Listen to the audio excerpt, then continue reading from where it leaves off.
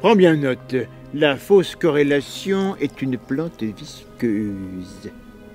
Visqueuse. Avec un ou deux X, maître. Une plante visqueuse qui vit au bord des falaises, d'où son nom ergo précipitatem. Elle se glisse sous le pas du voyageur imprudent et le fait choir. Tout au fond du ravin des certitudes. Oh, ça a l'air tellement joli. Le microclimat y est excellent. On n'a plus jamais envie d'en revenir. Quand c'est qu'on y va, maître?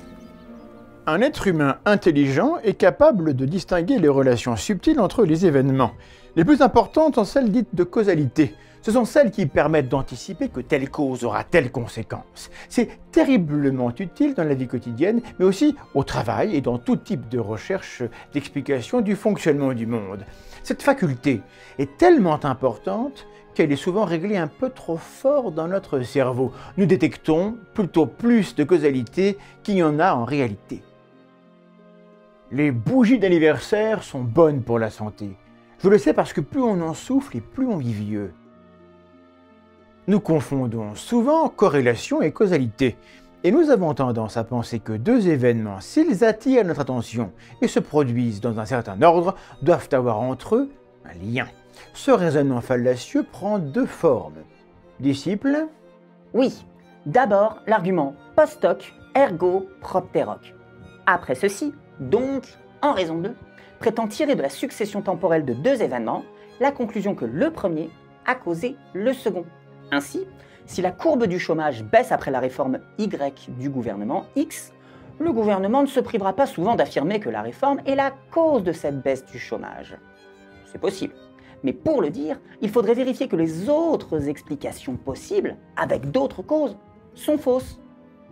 Ensuite, l'argument cum hoc ergo propter hoc. Avec ceci, donc, en raison de. Et la même erreur logique avec deux événements qui se produisent en même temps. Il existe une forte corrélation entre la quantité de crème glacée vendue et le nombre de noyades. Mais on aurait tort de conclure que manger de la glace conduit à se noyer, parce que c'est bon. Il existe une troisième variable qui explique mieux tout cela. La météo. Quand il fait beau, les gens vont à la plage en plus grand nombre. Ils consomment plus de glace et courent plus le risque de se noyer que lorsqu'ils ne se baignent pas. Nous éprouvons du plaisir à percevoir des relations jusqu'alors cachées, surtout si elles confirment une opinion préalable.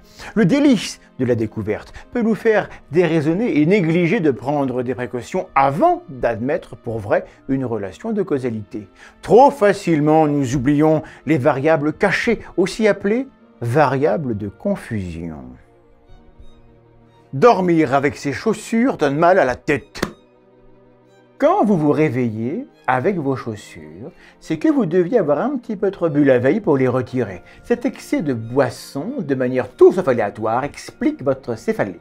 Les deux phénomènes ne sont pas directement liés entre eux, mais ils découlent d'une même cause. On appelle parfois cette fausse corrélation effet cigogne. Les communes abritant plus de cigognes affichent un taux de natalité plus élevé que la moyenne. On pourrait en conclure que les cigognes se chargent de la livraison des bébés. Ce serait oublier que les cigognes nichent surtout dans les communes rurales. Or, ces communes enregistrent une natalité plus forte que les centres urbains. La véritable cause ici, c'est la ruralité. Les fausses corrélations se glissent partout dans les interstices de notre envie de trouver des explications simples et satisfaisant nos attentes. Soyons plus exigeants. C'est fatigant de devoir sans cesse devoir grimper les chemins escarpés du doute. Douterais-tu de l'utilité du doute, disciple? Je hume un piège. Les idées sont au bout du ravin, mais elles sont fixes. Je te conseille l'amour, des efforts. Ça, je le note. Bon, en avant, il reste du chemin. La fausse corrélation n'est pas votre amie. Laissez-la dans son environnement naturel. Les conversations stériles que nous ferions tous mieux d'éviter. Maître!